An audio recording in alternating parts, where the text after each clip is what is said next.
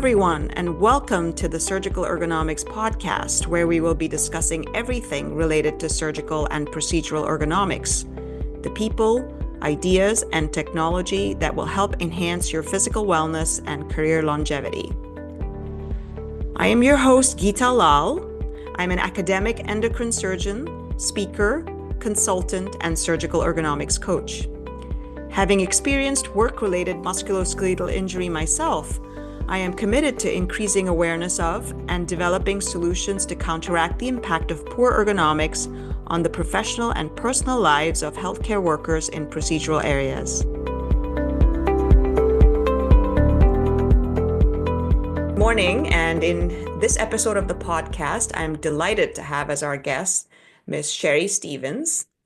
Shari is actually a licensed massage therapist in Iowa City, Iowa, and is the owner and operator of a Healing Touch Massage. She received massage training at the Carlson College of Massage Therapy and graduated in 1999.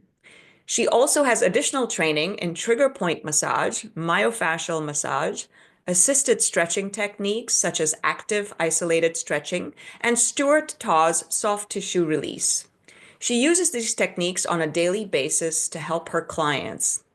Before learning massage, Shari worked as a lawyer for 10 years. I'll put this information in the show notes, but you can find her at icmassage.net. Shari, welcome to the Surgical Ergonomics podcast. Thank you. I have to tell our listeners that Shari has been really instrumental in my recovery from my work-related neck and jaw pain. And if you're interested in details, you can find them on my website, surgicalergonomics.com. And one of the reasons I want to have Shari here today at the podcast was because she has a really interesting career trajectory herself. You heard a little bit about the fact that Shari was a lawyer before she became a massage therapist. And so I was wondering if, Shari, you could tell our listeners a little bit about your training background and how this journey led you to be a massage therapist. Well, thank you. And it is a fun story. People love this story of me going from working for 10 years as a lawyer and then deciding to really make a huge life change and becoming a massage therapist. I think a lot of people can resonate with this story. Getting a lot of training. Obviously, as a lawyer, I was in undergrad and then 3 years of law school. So that's a substantial amount of time and effort to get this professional degree and then go out and work for 10 years. And a lot of people kind of scratch their head and they're like, what's going on with that? But for me, being a lawyer was a great career. I really loved it in many ways. I learned a ton from that job, and it really allowed me to grow into my adult life. But like many people in the professional world, it started to not help me. It started to not serve my happiness and the kind of person that I wanted to be. And so I started to think about maybe 8 years into my practice of law, I started to think about, wow, do I want to do this? What do I want to do? And I made some changes. For a long time, I worked doing appellate law, and that was really good. But then I decided to do trial law. That was not the best fit for me. And then I thought, well, maybe a different office. And so I transferred to a different office and did that for a while. But the truth is, it just wasn't right for me at the time. I had changed. I had grown as a human being. I just didn't groove with it anymore. And it was a pretty stressful job. Yeah, there were a lot of reasons. Part of it was paperwork that I just decided it wasn't for me. So I started to make a list of, well, if not this, then what? And my list went something like this. I really wanted to do something where I felt like I was helping people, but I didn't want a lot of paperwork. I didn't want a job in which whatever I was working on lasted for months and months and months and drug out and was complicated and filled with a lot of conflict and weird, icky stories, that kind of thing. I wanted something where I felt like I was producing something for people. really giving back to my community, really feeling like I was doing something that I could feel good about. I didn't want a job in which that was all I was about. I wanted to have a job outside of that. So, I had a long list. Interestingly, nothing came up. I sat with that for a year or so, 2 years maybe. And then somebody talked me into taking a healing class called Reiki. So I do a technique called Reiki. And so I took a 2-day class, and it was all about positive energy. And that was one of the things I would really wanted to do, was do something that felt positive to me. And I thought about it and I thought, this actually is very much like what I have been saying to my friends that I wanted to do. And so I Mm-hmm. thought about it and I realized that I could do Reiki, but mostly what I am doing now is massage. So I decided Mm-hmm. I'm going to go to massage school. I always loved doing massage. I'm going to go to massage school and change my life. And I did. So part of what I do for a living is I own my own business. And so Yeah. I personally have had to not just learn all these great techniques where I can help people, but learn how to run a business. So that's been very rewarding for me. And I still feel like I do have that experience of being able to help people on a daily basis. And it's a great feeling. Well, that's so wonderful for for our listeners to hear. And I have to let people know, well, one, I appreciate so much that, you've shared this story with our listeners because I think it will resonate with a lot of people who listen to this podcast as it resonated with me when I first met you. I came to you in a time of crisis, and it was helpful for me to hear that, you don't have to be doing exactly what you thought you'd be doing for the rest of your life. It was okay to change and think about different directions. And I have to give you a thank you and a shout out for kind of helping me along those aspects of the journey too, figuring out what was important to me, in a different phase of my life, which I wasn't, exactly as you said. And so I have no doubt that your story will, resonate with a lot of our listeners. Having shared that, I'd like to sort of start with maybe some of the basics, okay? We are just beginning to talk about surgical and procedural ergonomics, at least in, our fields, in healthcare workers working in kind of these procedural areas. And I have to admit, I didn't even know when I first came to see you after, on the recommendation of a chiropractor that I had been seeing for a while, that, I had pretty severe myofascial pain. And they suggested that I come and see you. And I really did not even know what myofascial pain meant when I first started getting treatment for my symptoms.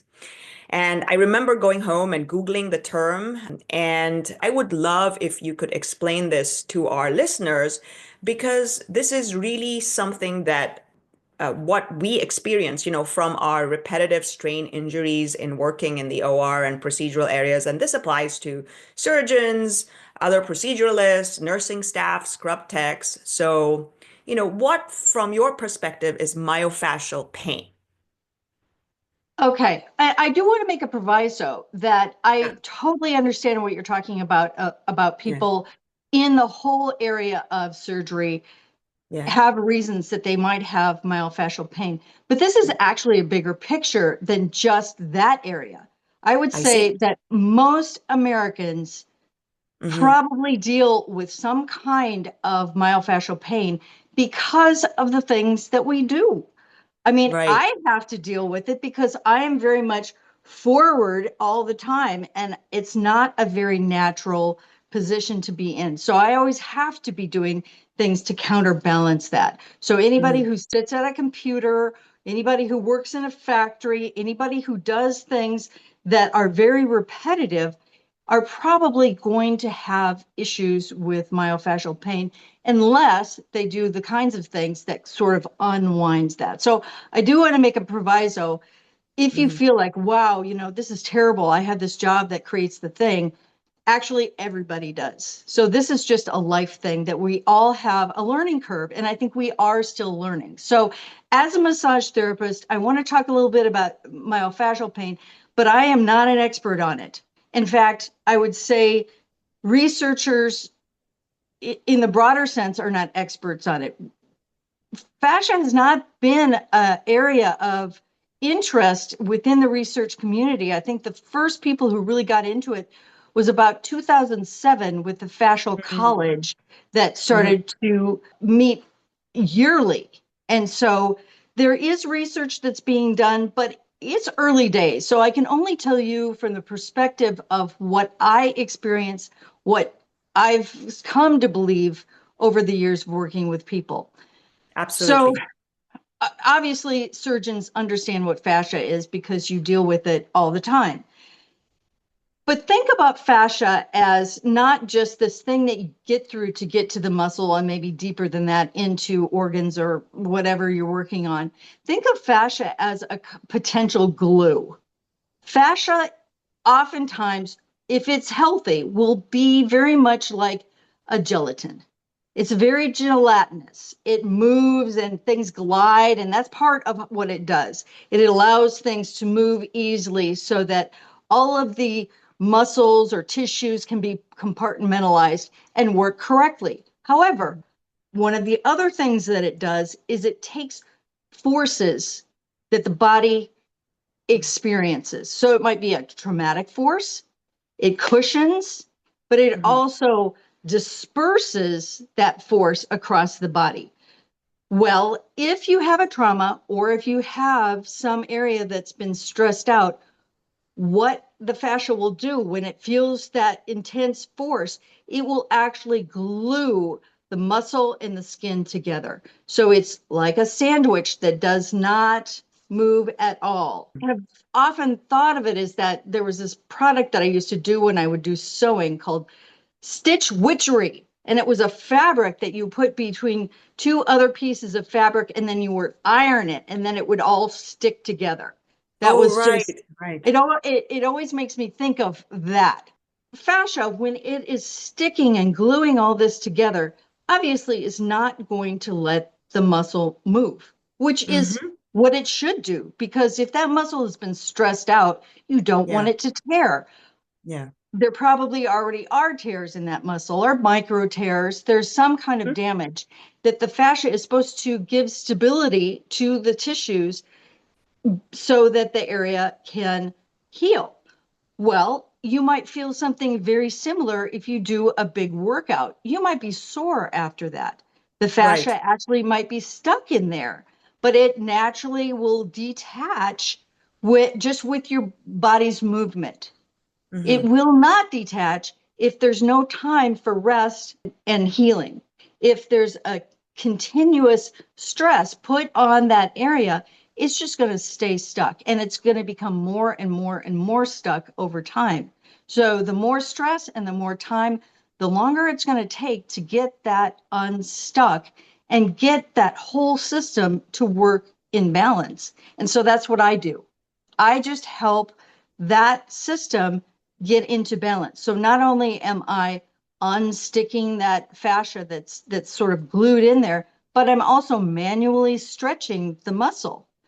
So yeah, that's what I do. I don't know if that answers your question.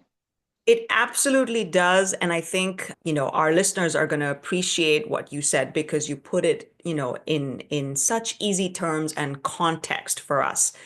And thank you for clarifying from your perspective that myofascial injury is not unique to healthcare workers working in the operating room. It's really anyone who's got prolonged, non-neutral static postures, right? So whether you're sitting at a computer, like you said, which is kind of another source of myofascial pain for healthcare workers because we're working also on computers when we're not doing kind of things in the operating room. But any sort of thing that is putting us into this forward head posture, which when I give talks, I kind of explain that forward head posture is the root cause of our symptoms, at least in the operating room, because we are in these non-neutral postures for a long time. Thank you for putting it in that context and also explaining that the reason we get this is because this is repetitive strain injury without time to rest and recover. So that is the essential of myofascial pain syndrome, and it can affect any part of the body that's under strain, as you said. The key thing is that we can actually work to resolve myofascial pain. As you said, this is what you do. I have to let you know that a lot of our colleagues, actually a lot of my colleagues, when we talk about massage therapy, when I'm either, giving a talk or doing coaching, they feel that maybe massage is a luxury and this is something that they shouldn't be looking to quote unquote indulge in. I would like to hear from you. Do you think massage is a luxury for the types of things that we do? I certainly have come to believe it's not. And then, as a follow-up to that, what are the different types of massage therapy and what are the circumstances in which one might choose one over the other? Okay, that's a lot. Thank you for that. So I would say massage therapy as a luxury is kind of a branding problem. Massage therapy has had some issues with branding problems because obviously back in the day, massage therapy was like not an okay thing, right? I mean, Right, right. we've really had to distance ourselves from the not legal things that people do under the idea of massage therapy. But then it became a kind of luxury. It became something that people did to feel good, right? It was something to de-stress. And there was a period of time in which most massage therapy was what is known as Swedish Mm-hmm. massage.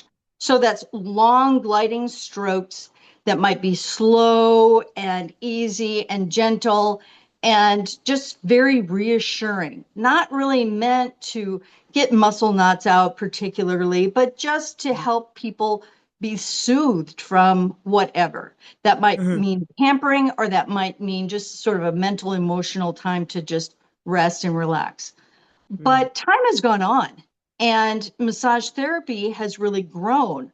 And I think it's continuing to grow. And so it's very much like you just are going to have to put your doubts aside and give it a try and go with somebody who either is referred to you or somebody who has a specialty that will address the kinds of things that you want. And I do want to do kind of a little bit of an aside because this is something that I tell my clients.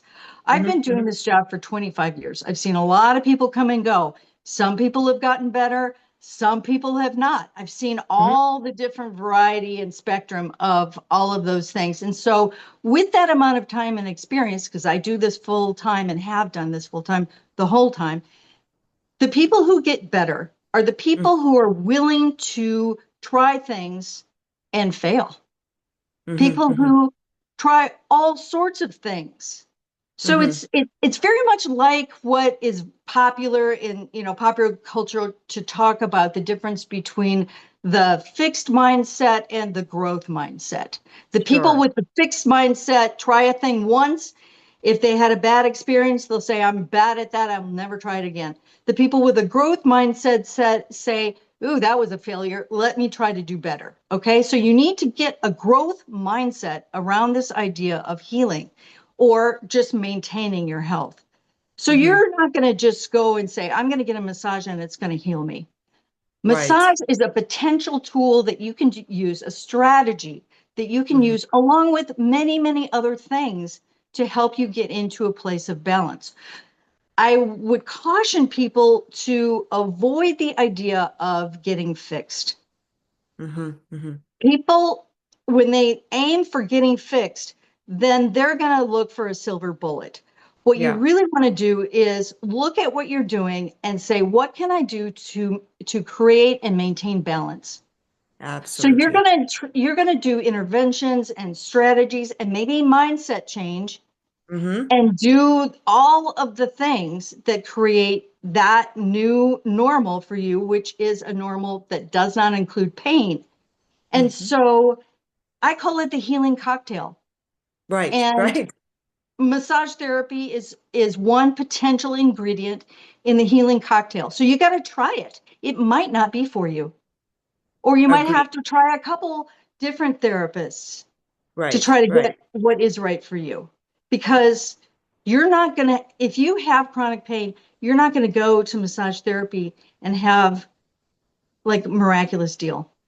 It might actually hurt more after, you know? I, yeah, I can bear witness to that because Sherry knows that the first few times I went to see her, I was in such acute distress that came away after my first massage with her, making a phone call the following day and letting her know that I was miserable, even worse than I had been. And it took a lot of, I think, discussion on her part and maybe some courage cocktail on my part to go back and, as you pointed out, keep using massage as one tool in my armamentarium of all the things that I was doing to get better. And I can't thank you enough for emphasizing that this is one tool in a toolbox. And often the proof of the pudding is in the eating. There is no silver bullet when it comes to long-standing myofascial injury and kind of chronic injury and pain that we experience, as you said, as a result of living in the world. And so, keeping these things is important. Keeping these things in mind is important. I'm going to go back just one step. You mentioned Swedish massage, and thank you for describing and giving us an idea of what it's generally used for and what it entails. So there must be other kinds of massage, right? There is myofascial massage, and then any other types that our listeners should know about pertaining to, Well, yeah, massage there are therapy. so many different kinds of massage. I mean, if you Okay. start doing research, you're going to find all sorts of things. I don't even know what a lot of the things are. So I can't go through each and everything because I don't know each and The big everything. ones. I would say there are two different sort of philosophies of massage that you're going to run into. You're going to run into the Western massage, with whose roots are in Swedish massage, including Okay. myofascial release. Okay. And then the Eastern approach, which is much more like Shiatsu. It's the pressure point massage, not trigger point, the Okay. pressure point massage that is aimed at something that is much more like acupuncture. It's an Mm. acupressure kind of Hmm. massage. So it's not Hmm. necessarily meant to work out specific muscles. It's meant to stimulate different points on the body to get the life force, the chi, to flow through the body, which that philosophy is if the chi is flowing freely, you're going to be Yeah. happy, You're going to healthy, be in wealthy, wise. balance. I would say you're going to run into more of the Western massage than the Eastern Hmm. massage. At least Hmm. in my area, you are. There may be other places that have different experiences. I would say if you want to get a therapeutic massage, look for therapeutic massage, medical massage, myofascial release, even people who do assisted stretching along with massage.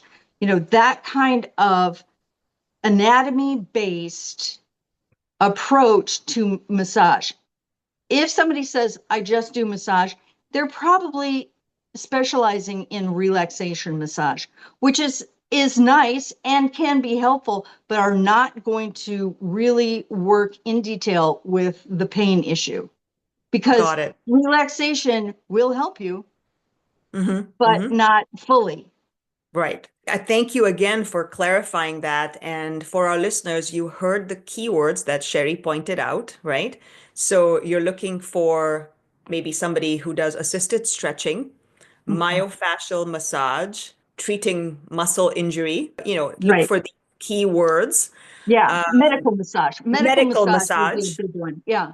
Right, medical massage. And so, when you're doing your searches, that's what you're looking for. And then Sherry mentioned another key thing is that often you can, ask around and get a referral for the people who do this kind of massage. Sometimes actually physical therapists will do myofascial release as part Yes. of their as a part of their physical therapy, not the entire session, but they will often do that. As I mentioned earlier, I got a referral to Sherry specifically. I had a different massage therapist. I'd been seeing someone else, and they were, helping me, but not to the extent that I needed at the time. And so I got a referral from my chiropractor. And Sherry, who are some of the other individuals who might be able to help our listeners find the appropriate massage therapist with the keywords that you kind of mentioned? So chiropractor, physical therapist, other people they might talk to who might be able to refer them. Well, obviously, friends and family. I mean, Got word of it. mouth Yes. is the best. Word of mouth is the best. And listen Yeah. to a little bit of their backstory.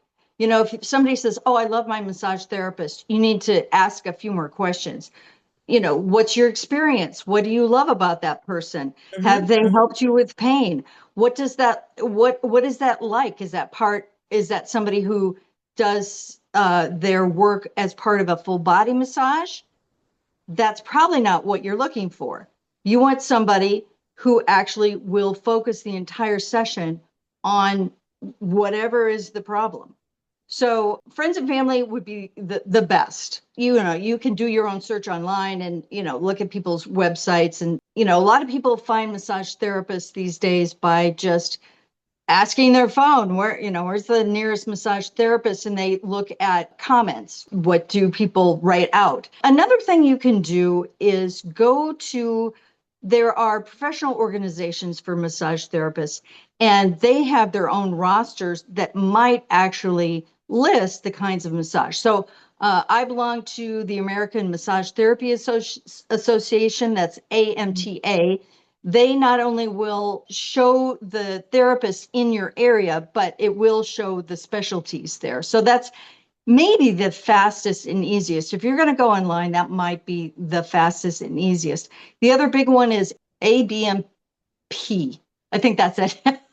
And they also have a roster, but I don't think there is a specific about, what each person does. But I think that would be a good thing, because there still are a few states that do not license massage therapists. So you want to make sure the person that you see is either licensed, if you're in a licensure state, or has a certification if not, because otherwise it could be any old person.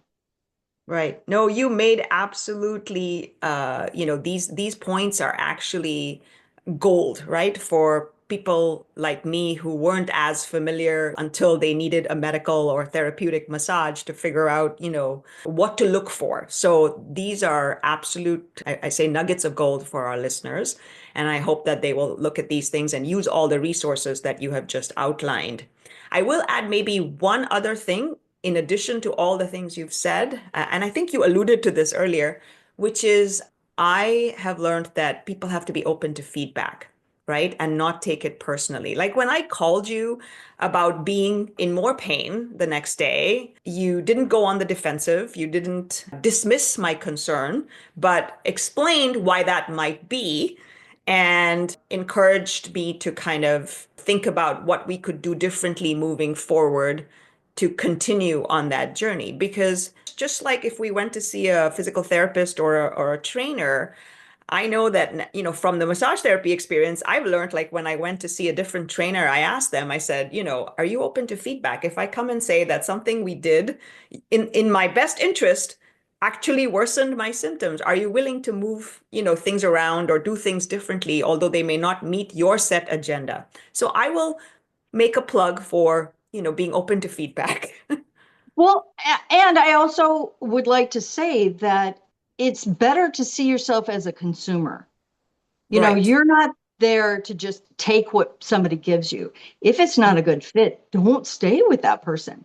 Got I it. mean, No, well yes, said. say whatever is your situation, but if after one or two attempts it's just not a good fit, don't just assume, okay, that's not that great. Try another therapist, because Hmm. everyone is different. Different, as you know, in the medical field, there may be people who are brilliant in one aspect, Hmm. everybody has their own gifts that they bring. That's just how it is. Agreed and well said again, Shari. So now I have a different question because I often get asked this question when I'm at meetings and things. We have all sorts of listeners at various stages of training. We may have, medical students interested in going to surgery. We have residents and fellows, in addition to, practicing surgeons at different levels of at different stages of their career, I should say. The biggest issue for everyone, not just our listeners, is time. How much time should they give for massage therapy to see if it's going to be of benefit? How often should they be looking at getting massages initially if they're coming for pain? And then are there things that they could be doing at home when they're strapped for time and can't make it to see a massage therapist? Are there self-help tools that they could use? You bet. So I'm going to answer that question kind of in a backward kind of way. What Sure. I what I tell my clients is, at the very least, if you want to maintain, like if you're healthy and good, but you want to maintain a higher level of well-being in your body, you're going to have to come at least once a month. I mean, otherwise, there's nothing to build on. So that is the Right. very Right. least amount of time. That's for somebody who isn't in pain. That's just for the person who wants to feel better, who maybe has some stress. They just want to kind of keep that going and maybe build some more Hmm. relaxation. Okay. Somebody who, say, has mild pain, I would say, and maybe ongoing mild pain, Hmm. you're probably looking at every 2 weeks in the Right. end of all things, Right. every 2 weeks. If you have somebody who has a chronic situation that we've gotten under control, Hmm. and because they're doing a thing that puts too much stress on their body, then they're going to have to maybe look at every week or every 2 weeks, something every 10 days, something like that. Hmm. Hmm. But for somebody who is in distress, Yeah. Yeah. they're going to have to come a couple times a week at first, Hmm. until maybe for the first like 2 or 3 weeks, and then Right. start building out there. Because one of the things that I meant to say earlier that I didn't sort of get to is, beyond all of this mechanics of the myofascial release that I do, there also is a kind of neurological issue that's going on. And so the nervous system has a set point for the body, especially the length of the muscle. And so what happens oftentimes, if somebody comes in to me and they are in pain, I can work on them. And Hmm. if it's not some other structural thing, I can work Hmm. on them, and that's going to last for 2 or 3 days. And then it Right. starts going back. And that's Right. not because it's, ineffective. It's Yeah. because the nervous system is trying to go back to what it thought was normal. And Correct. so you're creating a new normal. Yep. You're re-educating your nervous system to find this Rewiring. new, yes, to find this new normal. And so you're going to have interventions that are often in order Hmm. to get that done. So yes, it's massage plus. So let's say you're super busy. You can only come in every 2 weeks. You're in terrible pain. That Hmm. means there's going to be a lot more responsibility on you to do things after massage, to do things maybe every day. Because Hmm. when you're thinking about it from the perspective of, I'm creating a new normal, it's going to Hmm. have to be a lot more like what you experience in physical therapy, where they say do it once or twice a day, Yep. Yep. because it's the same. They're doing the same thing that I'm Yep. advocating for. Rewiring. Exactly. I mean, it's the Exactly. same process. It's just from a different sort of angle. And Yeah. so, yes, there are many things. And it could be that there's somebody who's a student who's like, I'm never going to be able to pay for massage for 2 years or 3 years or whatever. There Right. may be people who are like, that's just the other end of the spectrum. Yep. Yep. Oftentimes it's like, oh, I've got no time, but I've got money. And the other person is, I've got no money, but I do have a little time. Time. Yeah. So those people too are going to have to do their own thing. Right. Given that, Hmm. keep in mind what is going to make me balanced? What is going to get me into balance? And so if we're really just focused on the upper body, I would say do a little research, especially in upper cross syndrome, to help you understand what is the physicality that you are aiming for. So you're not aiming for short, tight pecs. You're aiming for an open chest, ears over shoulders, and a core, like a strong core to hold your rib cage up so you can actually stand tall. I mean, that's what you're aiming for. So then you can tailor what you're going to do in terms of your stretching or self-massage or whatever to get to that kind of new balance. Okay, so that's one. The other thing I would say, if you feel that maybe it's very localized, I got one specific thing that is a problem, I would suggest that you get this book. This is Claire Davies, and it's the Trigger Point Therapy Workbook.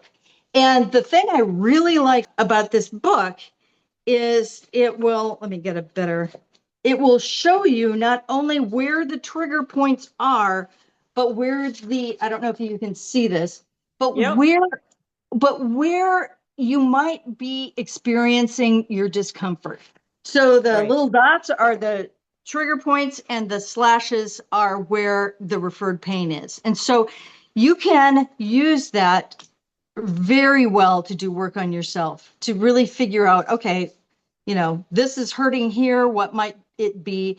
And then you're going to use some massage tools. This is called a Theracane. And so this book uses the Theracane, but you might want to just get, say, like a massager. You might want to use a foam roller, especially something like this, that can really pinpoint different areas. Basically, you're going to want to do some kind of massage, some kind of stretching, something that you can integrate into your life.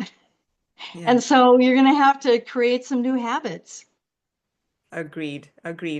I have another vote for the trigger therapy workbook because I think, Shari, you had given that to me early on in my journey. In fact, in kind of some of the coaching and master classes that my partner Linda Miller and I do, we talk about self-treatment of trigger points using tennis balls, lacrosse balls, foam rollers. Obviously mentioned there are different kinds of massage guns and things on the market. So, you know, and this is all sort of well researched and written out. And I will include this resource reference, as you mentioned, in the show notes as well. Well, Shari, I just noticed that we are almost to the end of the time that we had set aside to do this. Right. And I love chatting with you. I know, I could talk on and on. Yeah, about this specifically, about many things, but about your knowledge, expertise in massage therapy and other healing techniques. It's not exclusively massage therapy because I've benefited from many different things that you do. And I am just absolutely, you know, so thankful that you were able to come on the podcast today and share some of your expertise with our listeners. I hope to have you again sometime down the line. I'm sure we're going to get a lot of questions after your episode goes live. And again, thank you for being so deeply invested in helping people in a different way. I know you helped people as a lawyer, but myself and many other surgeons and people I know in the Iowa City area that I've referred to you obviously have also benefited from your change in direction, if it were, in your life journey. So thank you again. So I do want to say something very similar back to you, which is I'm very excited about what you're doing and about the ways in which you can help people actually stay in the healthcare field, because we need you. I'm part of the community, and you know, we need you. The people around you need you to be able to continue to show up. So thank you. Please remember to subscribe to the podcast and follow us on social media, Instagram, X, Facebook, and LinkedIn.